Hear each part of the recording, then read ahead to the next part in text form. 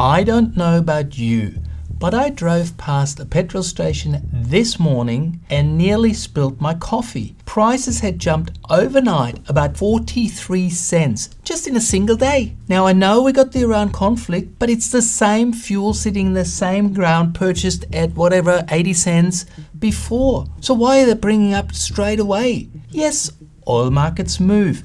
Yes, traders react instantly to geopolitical risk. So will the ACCC look into that? Because the crude that should be more expensive hasn't even arrived yet, maybe not for 3 weeks. And we're told conflict in the Middle East means higher oil prices.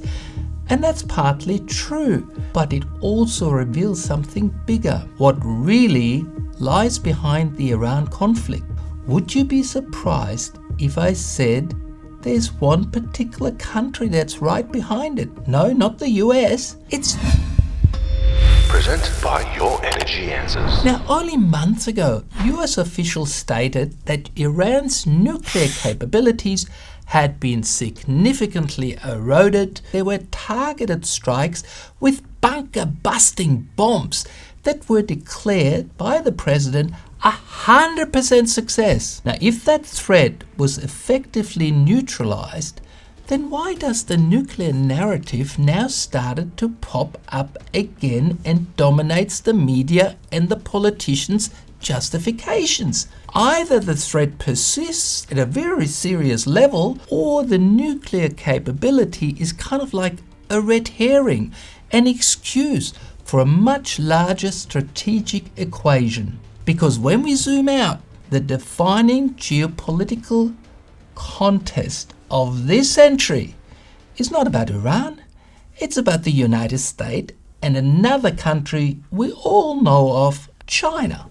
Now, history shows something quite uncomfortable about power transition from one country to another. Look at the Roman Empire. It didn't peacefully hand over the baton to the rising tribes of Germany, or Germany's rise that disrupted Europe's balance of power in the early 20th century. Major shifts in global leadership, if you look at history, if you study it, they rarely happen quietly. And today, China is the only peer competitor capable of challenging America, both in economy and strategic dominance. And America is not really in a comfortable position. Its debt levels are at historic highs. Its industrial base has been hollowed out in key sectors. It's not the beacon of freedom it used to be. So what is the greatest vulnerability of any industrial superpower? It's energy.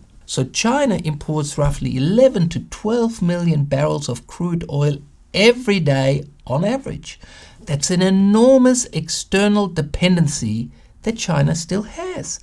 And much of that supply flowed in the past from Russia, the Middle East, and also to a great extent, Venezuela. Now, Venezuela gave a lot of its oil to China, and it holds some of the largest proven oil reserves in the world. For years, despite sanctions, Venezuelan crude oil still found its way right up to China. And now, Nicolas Maduro, Venezuela's president, was captured in a US military operation and flown to New York to face federal drug trafficking charges. We've been told the US will control the Venezuelan oil industry.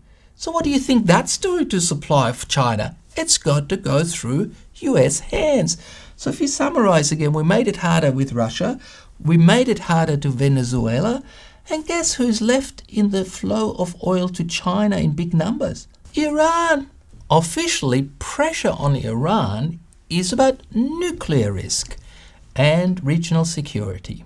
But strategically, however, Iran is the last leftover significant oil supplier to China, and nearly 1/5 of global oil passes through that narrow checkpoint called Strait of Hormuz. And who dominates that choke point right now militarily? The United States. So when you step back, some analysts, and probably myself, I see a pattern, because there's a sanctions pressure on Russia. Then it's taking over the oil assets in Venezuela and arresting the president and letting the other people who are left know, we mean business. And then now there is the conflict with Iran, which is supposed to be about nuclear and also about freedom of expression and the freedom for the Iranians. But then we don't have any problems with places like Saudi Arabia, where we, welcoming them. And then we think maybe a king in Iran is going to replace it. I mean, I'm not hearing much about democracy. So maybe the true fact is that there's actually all about energy leverage under the table. And remember, if you go to a horse race, if there's a horse called self-interest, I always back it. And I would say this is exactly like this. If you, as America, control your rivals' supply lines, you affect their cost base, their inflation, and in some way, how they have to do their manufacturing. At least, that's the plan. But here is where the story really becomes interesting. Is China actually truly exposed? Are they feeling the pressure? The fact is, China has built up huge reserves in oil. They stashed Australian coal like there's no tomorrow. They got still oil coming from Russia through pipelines. And they're producing half of their own oil domestically. And they can actually expand that supply domestically. And finally, they've been very aggressively electrifying their economy. Half of the vehicle sales in China are now electric. EV adoption there is not a cultural debate, it's an industrial policy. Every electric vehicle built by China for themselves reduces their own oil dependency. And here's the irony. If oil prices spike because of geopolitical tensions caused by the West, Western consumers feel it immediately on the Bowser. But high oil prices are likely to accelerate EV adoption. When Australians pay $2.40 a litre and more on the Bowsers, many will start seriously considering electric vehicles. And increasingly, those vehicles come from China. And at the same time, China dominates solar panels, manufacturing of batteries, and that's the whole infrastructure that goes with the EV car. It controls major parts of the renewable supply chain, and even large renewable subsidy programs in Western countries, like in Australia, our $7.2 billion battery rebate, that's shifting about $25 billion into China. So here's the paradox. If the objective of the energy leverage is to constrain China, high oil prices may actually accelerate the global shift towards electrification and those products which are dominated by China. China already sits in the box seat. Meanwhile, all those military operations, those naval deployments, that costs billions. So the US at the moment only adds to its historic debt burden. The energy markets become volatile. Inflation pressures will build. And ordinary citizens in Australia, where we already have the cost of living pressures, in Europe, in America, they all feel it at the petrol pump first, and then it moves into transport, then it moves into food prices, then it moves into inflation, then it moves into a house. It's not about nuclear weapons. It's about who controls the final decades of fossil fuel dominance. Because if you remember, the 20th century was defined by oil. The 21st century, it looks like, may be defined by electrification. And if that's true, then the race is not just about controlling the crude oil supply, it's about controlling the technologies that replace the oil industry, replace the century of the oil, which is solar, batteries, electric vehicles, grid infrastructure. And in that race, China has already secured enormous ground and is light years ahead of America, Europe, and let's not even talk about manufacturing of that in Australia. So when you hear that this conflict is only about nuclear capability and the freedom of the people in Iran, ask yourself, Is that the full story? Or are we watching a much broader struggle over energy and the future directions of the world, about influence and the shape of the global economy, and maybe even the future of democracy? Now, history tells us, as I said before, power transitions are rarely gentle. Nobody runs along the other bloke and just hands over the baton.